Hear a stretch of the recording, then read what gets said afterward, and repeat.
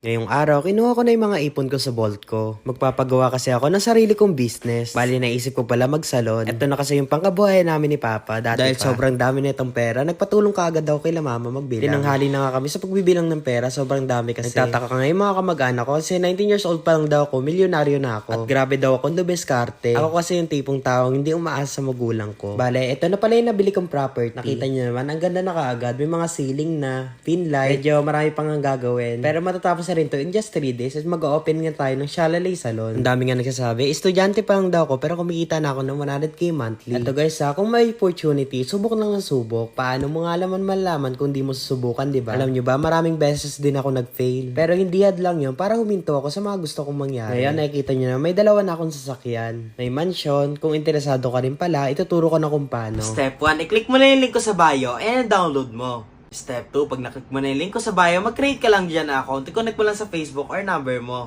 Step 3, mag-live ka lang araw-araw. Promise ko sa'yo, kahit wala kang viewers dito, wala nag-gift sa'yo, kikita ka rito. Wala akong subukan mo, diba?